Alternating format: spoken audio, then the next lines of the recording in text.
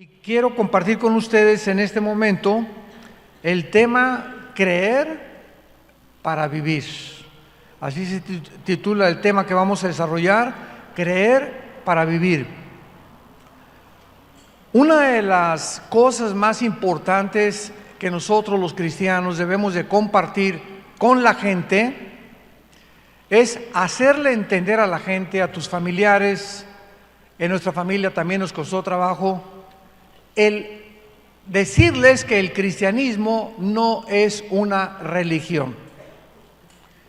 Yo recuerdo cuando rechacé la religión que mis padres nos inculcaron, les contaba yo ayer, porque me decepcioné muchísimo de tantas cosas que descubrí, mentiras, etcétera, etcétera, y pues me fui al otro lado, ¿verdad? Me fui al lado del ateísmo. Y cuando mi hermano me comenzó a compartir ya a los 26 años de edad que yo tenía, que él no me venía a hablar de ninguna religión, porque le dije, mira, estoy hasta acá de religiones, las he estudiado, el catolicismo, el hinduismo, el zoroastrismo, el islam, etcétera, etcétera, y ninguno de sus líderes me parece adecuado, todos son sacrificios, todos son, cada quien dice que tiene la verdad. A ver, le dije a mi hermano, ¿cuál de las religiones es la verdad? Y él simplemente me dijo, mira, no tengo a hablar de ninguna religión, te vengo a hablar de una persona. Una persona, me dice, sí, a ti te gusta y has estudiado los héroes, has estudiado los grandes conquistadores, porque yo soy adicto a la lectura desde muy niño, siempre me ha gustado mucho leer. Y actualmente por lo menos 3 libros leo al mes, soy adicto a la lectura, es mi adicción, creo que es una buena adicción. Y cuando me habló de Jesucristo, le dije, sí, cómo no, nació en Belén, ¿verdad? Y su madre fue la Virgen María. Pero cuando él me dijo, ¿en dónde has leído acerca de Jesucristo? Yo no recuerdo jamás en la religión que teníamos que hayamos nunca abierto la Biblia. Nunca teníamos una Biblia con un candado. Y solo cuando venía un padrecito, porque a mi papá le encantaba comer con ellos, invitarlos a comer, etcétera, etcétera, él le quitaba el candado y él era el autorizado para leérnoslas. Nosotros no la podíamos leer. Bueno, todo esto fue cambiado a través del tiempo, cuando vino la revolución ecuménica y el cambio tremendo, cuando ya la Iglesia romana comenzó a permitir que se leyera la Biblia por el pueblo, sin que ya tuviera el imprimatur o la autorización del Vaticano. Y pues gracias a Dios hay ahorita millones de católicos que han comenzado a leer la Biblia y han comenzado a descubrir que el cristianismo es muy diferente a como nos lo habían enseñado. Entonces comencé a leer a Cristo y descubrí que el cristianismo no son dogmas, ni ceremonias, ni liturgias, ni sacrificios, de irnos de rodillas caminando a la villa 1 kilómetro, 3 kilómetros, o no comer en 8 días o 10 días, o golpearnos con pencas de plátano o de ayute o de agave, ¿verdad?, a la espalda para sangrarnos y que Dios nos mire y que tenga misericordia de nosotros. Cuando vine a la Biblia, descubrí que el cristianismo está basado en un hecho histórico, y el cristianismo está basado en la resurrección de Jesucristo. Si Jesucristo no hubiera resucitado, el cristianismo no podría ser sostenido en pie, porque el cristianismo o permanece en pie o se derriba con la resurrección de Jesucristo. El hecho que este hombre, Jesús de Nazaret, haya vuelto a vivir a los 3 días, revolucionó mi vida. Hoy precisamente es el día en que a nivel internacional se celebra la resurrección de Jesucristo, porque Él volvió a vivir el primer día de la semana, que es precisamente bajo el calendario gregoriano en el que tú y yo vivimos, es el domingo. Los judíos tienen otro calendario que es el calendario lunar, que consiste en 360 días al año. Los cristianos tenemos el calendario solar, porque un papa llamado Gregorio cambió los 360 días a 365 días y desde hace aproximadamente 2000 años contamos el año con 365 días, minutos y segundos. Entonces, cuando comencé a descubrir que Jesucristo había resucitado, me comencé a interesar en su vida más profundamente. Porque aunque yo sabía, ¿verdad?, que nació en Belén, su madre fue la Virgen María, todo eso lo sabemos todos los de cualquier religión, hasta los musulmanes conocen que Jesucristo fue un hombre importantísimo, no conocen la profundidad de sus enseñanzas, ni tampoco que Él realmente haya resucitado a los 3 días. Entonces necesitamos tratar de definir qué significa creer, que eso es precisamente lo que quiero compartirles a ustedes en esta mañana. Hace algunos años, uno de los más grandes científicos alemanes, nacionalizado norteamericano, y que fue el primer astrofísico que mandó el primer cohete a la Luna en 1969. Él se llamaba Wernher von Braun, era un alemán nacionalizado norteamericano, y él tenía estudios bíblicos en la NASA. Todos los días, al entrar con sus empleados, a las 7 de la mañana, de 7 a 7 y media, él les compartía un estudio bíblico. Y escuchen las palabras de este científico que dijo en la Universidad de Harvard, en Massachusetts, antes de morir: la credulidad es virtud de gente que no piensa o razona. La incredulidad de gente que razona superficialmente. En cambio, la fe cristiana es el resultado de razonar profundamente, pero al mismo tiempo reconociendo con modestia las limitaciones de nuestro pensamiento. Y así es, efectivamente, todos los seres humanos de alguna u otra manera creemos en algo o en alguien, pero lo importante no es simplemente creer, sino en quién crees. Por ejemplo, ¿verdad? Mucha gente cree en los platillos voladores, en los ovnis. Otra gente cree que venimos de los animales, que se les enseña en las escuelas y en las universidades, sin que los estudiantes ni los mismos maestros hayan investigado que es imposible genética, biológica y físicamente que provengamos de los animales, pero lo quieren creer. Otros creen en las filosofías orientales.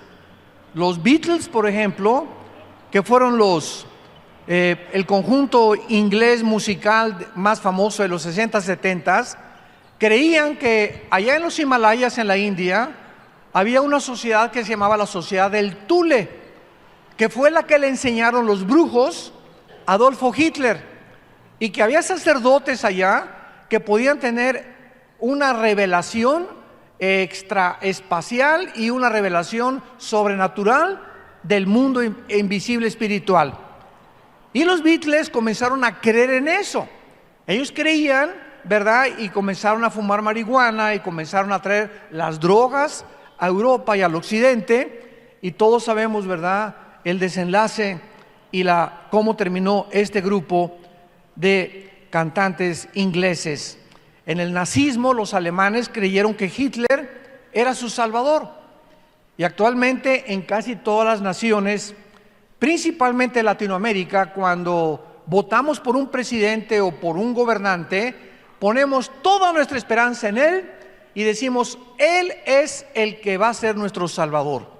Él va a acabar con la pobreza, Él va a acabar con esto, con el otro, y ponemos nuestra fe en un hombre que no sabemos detrás de su ideología qué puede esconder. Otros creen, ¿verdad?, como los romanos, que los césares eran dioses y adoraban a los césares como dioses. Y últimamente, increíble pero cierto, mucha gente cree que la tierra es plana. No sé si han oído ustedes eso, pero es una nueva creencia. Yo llego a muchos lugares donde hay estudiantes universitarios y me dicen, ¿usted sabe que la Tierra es plana? Siempre les contesto, ¿de cuál fumaron? Bueno, entonces vemos nosotros, ¿verdad?, que la mayor parte de todas estas creencias, aunque sean irracionales, improbables y que carezcan del menor escrutinio en su análisis, la gente cree en ellas. Y cuando nosotros comenzamos a decir que creemos en un personaje histórico que se llama Jesucristo, comenzamos a descubrir que nuestra fe es válida porque tiene un sostén histórico, geográfico, arqueológico, químico, físico y de cualquier disciplina académica que me quieras mencionar. Esto solamente nos demuestra de qué forma tan tremenda y tan maravillosa podemos nosotros decir, creemos que la Biblia es verdaderamente la palabra de Dios, que fue Dios el que inspiró este libro, que son 66, un compendio de 66 libros, en un periodo de casi 1500 años, porque la Biblia se escribió en casi 1500 años, pero los 66 libros de la Biblia, escritos por más de 40 autores diferentes, en diferentes épocas de la historia, coinciden los 40 autores en el mismo pensamiento. Desde el Génesis hasta el Apocalipsis encontramos que la figura central de la Biblia es Jesucristo, el Hijo de Dios. Abran sus Biblias en el libro de los Hebreos capítulo 11 y veamos, como les anticipé, vamos a profundizar en lo que significa creer, o lo que la Biblia le llama la fe, y la grande diferencia entre tener fe y creer en cualquier otra cosa. En Hebreos capítulo 11, versículo 1, la Biblia da una definición de lo que es la fe, y dice así: es pues la fe, la certeza de lo que se espera, la convicción de lo que no se ve. Noten ustedes las dos palabras especiales que el Espíritu Santo escogió para definir la fe. La fe es una seguridad, una certeza ¿de qué cosa? De lo que esperamos. En otras palabras, la fe está relacionada con el futuro. Estamos esperando algo que se nos dice aquí que se va a cumplir. Y esta seguridad profunda en la vida, lo vamos a ver quién nos la da. Y en segundo lugar, es una convicción de algo que no vemos.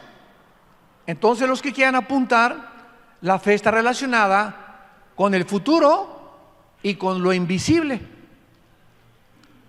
Y esto podríamos decir a primera vista, qué difícil es creer algo que no veo, porque esto es lo que se llama, ¿verdad?, dentro del pragmatismo filosófico, o los ateos siempre dicen lo siguiente: yo no creo en lo que no veo, en lo que no oigo, en lo que no gusto, en lo que mis 5 sentidos no perciben. Esto es lo que basa el ateísmo. Ellos tienen que ver, oír, sentir para creer, y a nosotros se nos manda lo contrario. Entonces, cuando alguien dice que tiene fe, por ejemplo, yo tengo fe en que me voy a sacar la lotería, esa no es fe, porque no está escrito que te vas a sacar la lotería.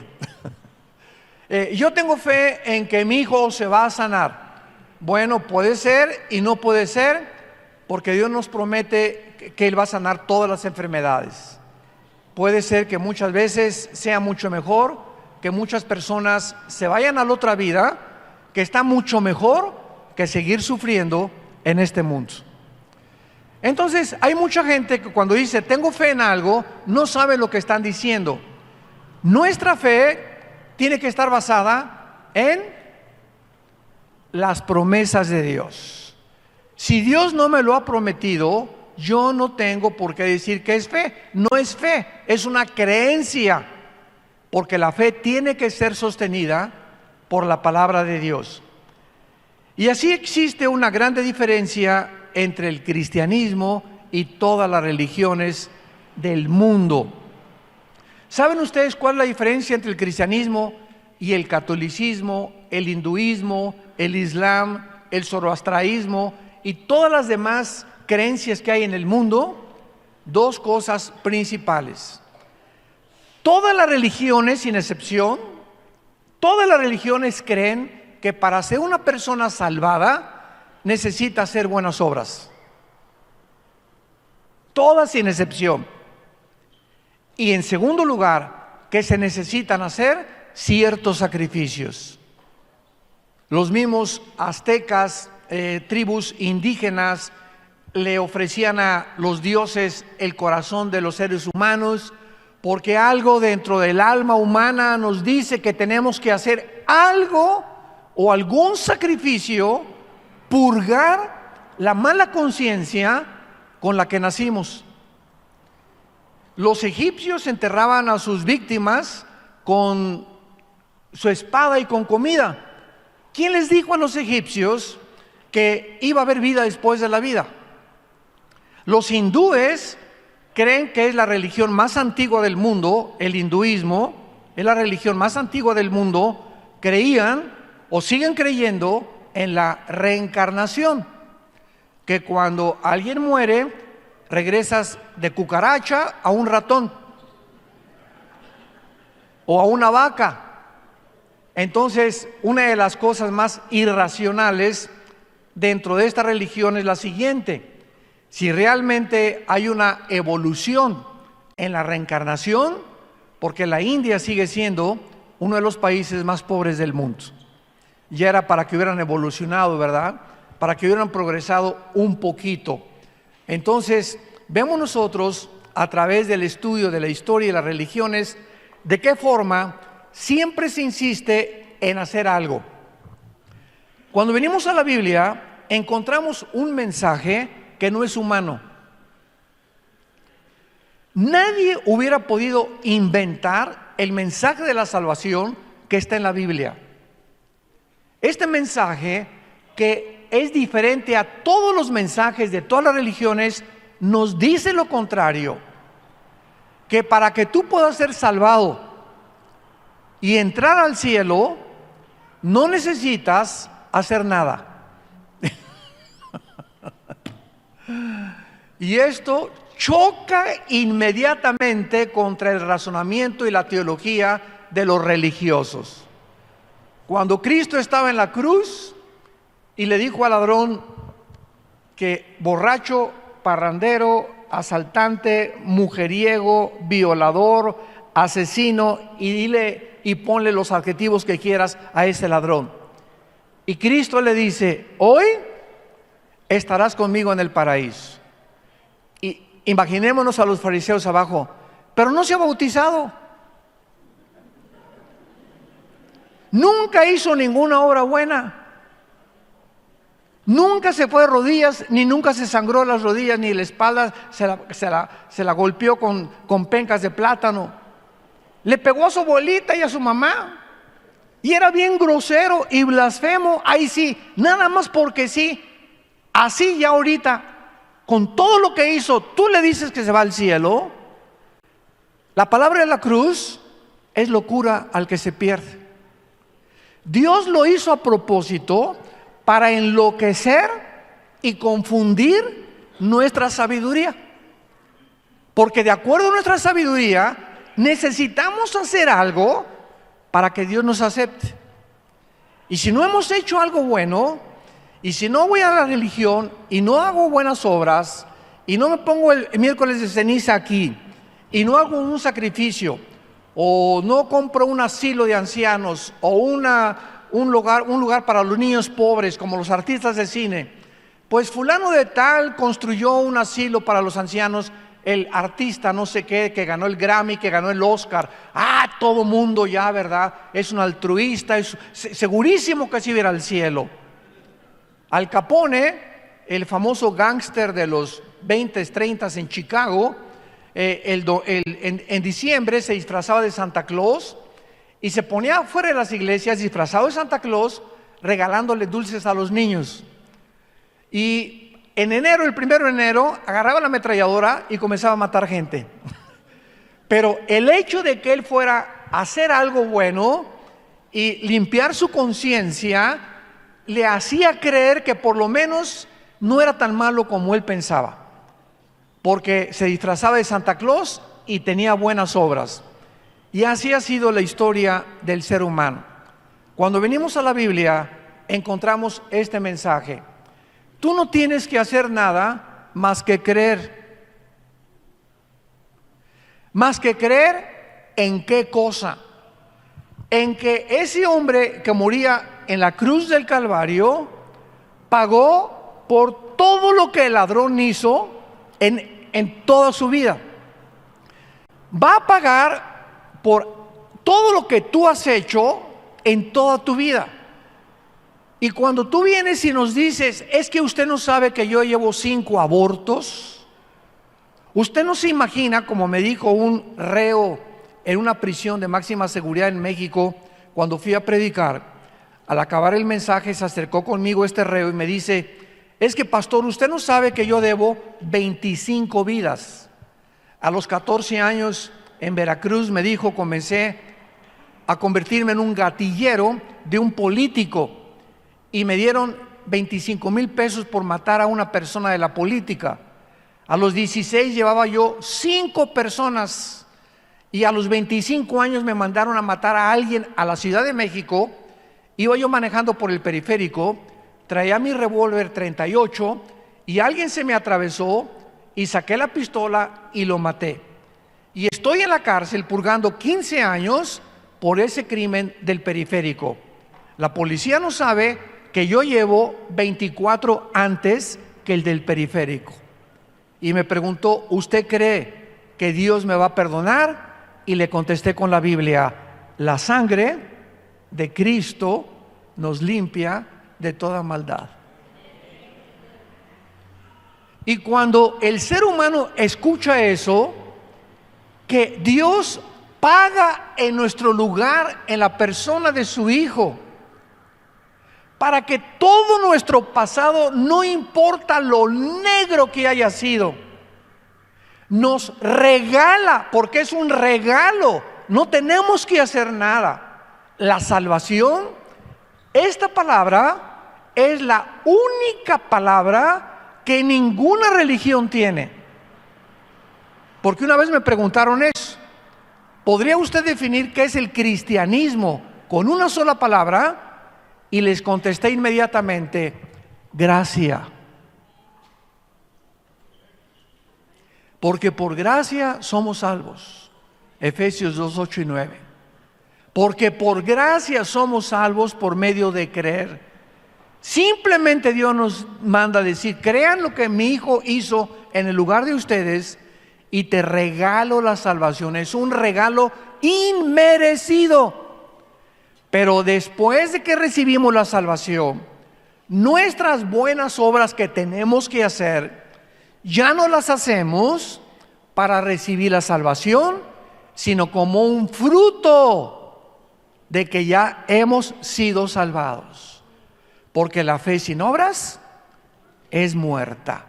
Un cristiano que dice: soy cristiano y Dios me salvó, y sigue portándose igual a como se portaba antes de ser cristiano, es la fe de los demonios. Una vez una señora me dice: oiga, pastor, yo siempre he creído en Dios. Y le dije: ¿en cuál Dios? ¿Cómo que en cuál Dios? Le dije: sí, los hindúes tienen millones de dioses, los griegos tenían los dioses al Apolo y Zeus, etcétera, etcétera. Creer en Dios no basta. El diablo no es ateo. El diablo también cree en Dios y los demonios creen en Dios, pero no lo obedecen. Entonces, si tú dices que tú eres cristiano y has creído en el nombre de Jesucristo, forzosamente tu vida tiene que ser cambiada. Amas más a tu esposa, amas más a tus hijos, comienzas a leer la Biblia. Un cristiano que no lee la Biblia y que me dices, tengo un mes que no leo la Biblia, tengo un mes que no oro, no eres un cristiano, eres un religioso. El cristiano es la persona que ha tenido un encuentro sincero con Cristo, ha creído que Él pagó por sus pecados, se ha arrepentido de sus pecados y le ha dicho: Señor, lávame, perdóname, soy la peor persona, vengo como un limosnero a la cruz, no vengo ofreciéndote nada. Tenemos que llegar como limosneros para que Dios nos acepte. Pero cuando llegas a la cruz, bueno, mira, Señor, hice un asilo de ancianos, y también un orfanatorio para niños, y no he sido adúltero, y no he robado, y no soy como esa prostituta fea con cara de ardilla, ¿verdad? No, ni tampoco soy narcotraficante. Si llegamos a la cruz justificándonos y diciéndole a Dios que no somos tan malos como muchos que sí son malos, Dios nos rechaza. Porque tenemos que venir como somos, no tenemos nada que ofrecerles. Aunque te digan en Oaxaca que eres la Rosa de Castilla, y aunque te digan que has sido San Clodomiro de Tule, si tú vienes a la cruz creyendo que tú mereces algo, la salvación no es para ti. Él vino por los enfermos, por los que reconocen que están enfermos y que necesitamos un encuentro con Él. Vayamos a Juan capítulo 4, el Evangelio de Juan capítulo 4, y veamos todo este ejemplo que hemos estado en este momento desarrollando en el caso de una mujer de lo peor, la famosa mujer samaritana, una mujer que no iba a misa, una mujer que no iba, ¿verdad?, que no se podía jactar de que fuera buena, era una mujer prostituta, era una mujer adúltera, y cuando se le encuentra a Cristo, ni siquiera estaba casada con la persona que estaba viviendo, vivía en amaciato. Y veamos el encuentro entre esta mujer y Jesucristo. Cuando Jesucristo se le encuentra en el capítulo 4, versículo 9, la mujer samaritana se impresionó al principio porque los judíos no podían pasar por Samaria. Cuando vino la cautividad babilónica, 600 años antes de Cristo, por los babilonios, muchos judíos en Samaria regresaron con muchas costumbres babilónicas y mezclaron el judaísmo con las religiones babilónicas, y entonces los judíos ortodoxos dijeron: no, ustedes no son como nosotros, y ni siquiera se atrevían a pasar de Judea hacia el norte por Babilonia, por Samaria. Entonces, cuando Cristo entra a Samaria con sus discípulos, los discípulos iban, nos imaginamos, ¿verdad? Híjole, si alguien nos ve y nos toma una foto ahorita, o si alguien ahorita se da cuenta que estamos aquí, nos van a llamar que cómo andamos con pecadores, cómo podemos atravesar por un lugar que no es digno de nosotros ni de nuestra religión. Y le dice la mujer: ¿cómo tú, siendo judío, me pides de beber? Por eso se sorprendió. Yo soy mujer samaritana, porque judíos y samaritanos no se tratan entre sí. Aquí había ya un prejuicio cultural entre dos grupos étnicos. Cristo le responde: si tú conocieras el don de Dios y quién es el que te dice dame de beber, tú le pedirías y Él te daría agua viva. Cristo aprovecha la ocasión para poder convertir una conversación terrenal. Era una mujer que eran las 12 del día, y en esta hora, a las 12 del día, era cuando más sol calentaba, y podemos entender por qué esta mujer prostituta, mujer adúltera, ¿verdad?, como tú quieras, a las 12 del día iba a sacar agua, porque las mujeres que no eran como ella, las mujeres decentes, iban temprano antes que saliera el sol. Entonces, para que nadie la viera, casi las prostitutas y las mujeres muy inmorales, a las 12 del día iban, cuando estaba el sol tremendo, sobre sus rostros para sacar agua sin que nadie las viera. Y esta hora en la que Cristo se encuentra con ella, estaba programada por su Padre. Dios programó que Cristo pasara exactamente, no a las 8 de la mañana, no a las 9 de la mañana, sino a las 12 del día. ¿Cómo lo sabemos? Lo dice el versículo 4. Y le era necesario pasar por Samaria. Era algo obligatorio. Cristo tenía una cita. Todo su calendario se lo arregló el Padre a Cristo. Todo lo que hizo Cristo en los 3 años y medio que Él desarrolló era un calendario, una agenda, no de Él, porque Él no vino a hacer su voluntad. El Padre le decía: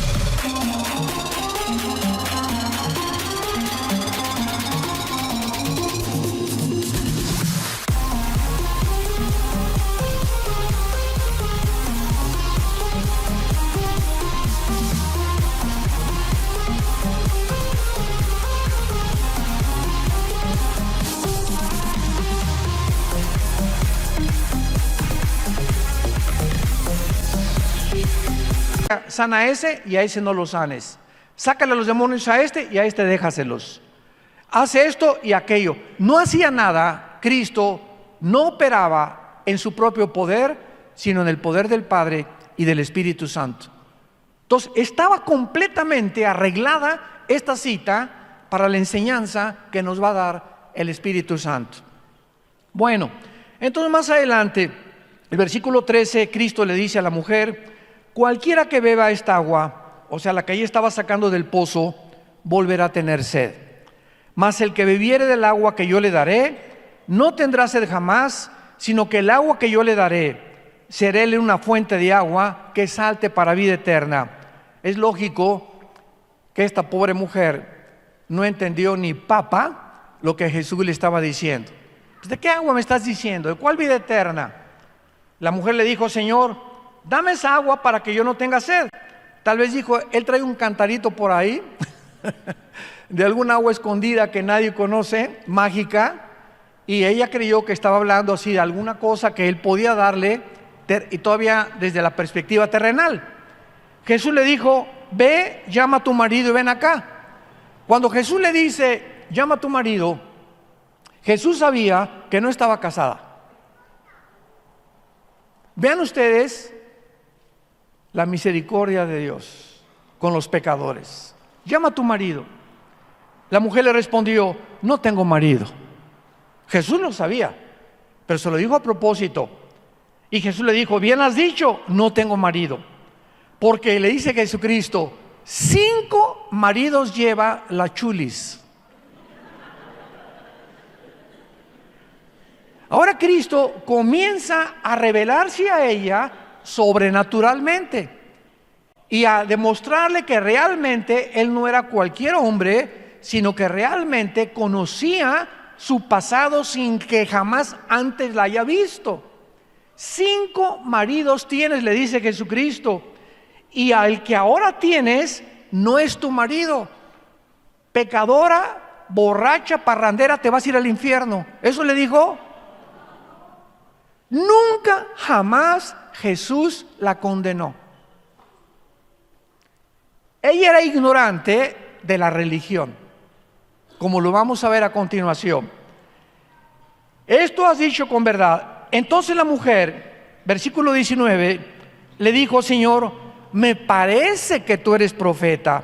Y vean la respuesta de la mujer. nuestros padres adoraron en ese monte. Ustedes dicen que en Jerusalén es el lugar donde se debe adorar. Esta mujer inmoral, al mismo tiempo de ser adúltera y llevar 5 maridos, era una mujer religiosa. ¿Cuántos conoces así de tú? Que tienen su amante, pero se persignan el domingo. O van a alguna iglesia el domingo.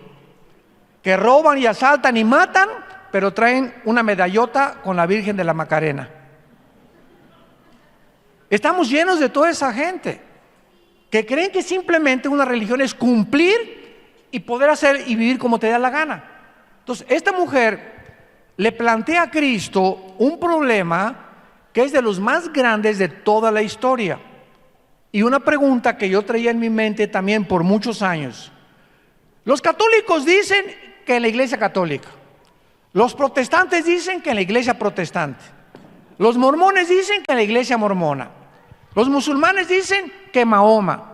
Y así encontramos nosotros una situación de dilema donde nos preguntamos algún día, ¿cuál de todas las religiones dice la verdad? ¿Cuál es la verdadera iglesia? No sé cuántos de ustedes se han planteado esa pregunta, pero yo me la hice. Y vean que la Biblia nos da la respuesta. Jesús le dijo, mujer, créeme. Aquí llegamos al final de nuestra búsqueda. Cuando yo leí esto, entendí que no es a Buda, no es al Papa, no es la religión esta o no es la iglesia. Tenemos que creerle a un hombre que se llama Jesús. Créele a Jesús. Comienza a leer la persona y la vida de Jesús en la Biblia.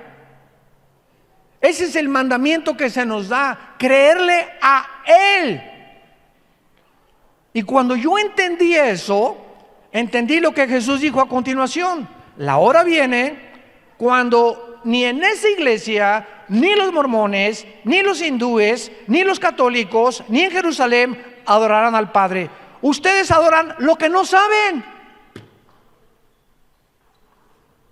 Y así están nuestras familiares, tus primos, tus amigos. Así estamos nosotros, muchos cristianos. Ahí me enseñaron desde niño a adorar algo que en la religión a la que pertenecíamos, entrábamos, era un edificio y olía a incienso. Y al entrar en ese edificio, no hables, porque aquí está Dios. Ahí está Dios en el edificio. Tápate la cabeza en respeto, porque aquí está Dios. Y nada más me decían, párate, siéntate, párate, siéntate. Y oía yo, introivo all'altare Dei, aveam collettifica juventutem meam, quia tues Deus quartes Deo, quartes de republistis. En latín, quién sabe qué estará diciendo. Pero salí a la iglesia, ¡que viva Zapata! Pero al entrar a ese edificio, ahí estaba Dios. Así nos enseñaron de niños a nosotros, como a muchos religiosos. Entonces, venimos a la Biblia y encontramos que Dios no habita en templos ni en edificios hechos por nosotros. Y es lo que Cristo le dijo a la mujer: viene la hora cuando se acabaron los edificios. Los edificios ya no se van a llamar templos. No le llamamos templo al edificio. Ahora el templo es nuestro corazón con el Espíritu Santo. 1 Corintios 6, 19 y 20. ¿No sabéis que sois templo de Dios y que el Espíritu Santo mora en vosotros? Se nos caen las vendas. Y ahora, donde 2 o 3 se reúnan, ahí se encuentra la iglesia de Dios. La iglesia no son edificios, no son liturgias, no son ceremonias, no son desfiles, no son golpes de pecho. La iglesia somos los seres humanos, el cuerpo de Cristo. Vean ustedes cómo comienzan las vendas a caerse y a entender lo que adorábamos, lo que no sabíamos. Cuando Pablo en Hechos 17 llegó a Atenas, había una estatua grandísima que decía al Dios desconocido. Los atenienses, los filósofos, Sócrates y los estoicos y todos ellos que amaban la razón y la verdad, adoraban a dioses que no conocían. Y así es, ese es un religioso. Adoran lo que no saben. El Islam viene y se hinca y no adoran a Mahoma porque no saben que Mahoma está vivo. El budismo es una religión atea. ¿Me oíste bien? Es una religión atea. Oiga, pero ¿qué religiones ateas? Es que la palabra religión no significa creer en Dios. El comunismo está considerado que es una ideología política en una otra religión. Virgen del Socorro. ¡Cuánta ignorancia! ¡Cuánta ignorancia! El día que conozcas la verdad te hará libre, dijo Jesucristo. Y esta mañana te habla Jesucristo a que le conozcas a Él, a que entiendas que Él es en el que quiere Dios que creamos, porque Él es la resurrección de la vida. Él te quiere perdonar en esta mañana, no importa lo que tú hayas hecho, y tú tienes que comprender simplemente que lo necesitas, y que si Él no entra a tu vida, vas a seguir igual, y no vas a poder cambiar, porque necesitamos el poder del Espíritu Santo para poder vivir la vida que es agradable delante de sus ojos. Oremos. Te damos gracias, Señor, por tu palabra en esta mañana, y te damos gracias porque tú eres el camino, el único camino, la única verdad absoluta, inexorable, eterna, y tú eres la vida eterna. Has venido y has entrado en nuestra vida en la persona de tu Espíritu para darnos la eternidad, para que cuando muramos en paz, sabiendo que vamos a ser trasladados a un mundo mucho mejor, donde tú podrás secar nuestras lágrimas y donde todos nuestros sufrimientos, angustias y problemas que en esta vida atravesamos no van a ser comparables con la gloria que en nosotros se va a manifestar. Ven a Jesús en esta mañana y dile ahí desde tu lugar. Los que nos observan por la televisión lo pueden hacer también diciéndole: Padre Santo que estás en el cielo, te pido perdón por mis pecados. Ahora he comprendido que no puedo hacer nada por borrar mis pecados del pasado, más que creer, confiar, saber que tú en esa cruz pagaste con tu sangre por ellos, y lo creo, y te pido que entres a mi vida, porque creo que a los 3 días volviste a vivir. Tú eres la resurrección y la vida, dándome la promesa que el día que yo muera volveré a vivir y te veré cara a cara y podré saber que mi fe no fue en vano. En el nombre de Jesús. Amén.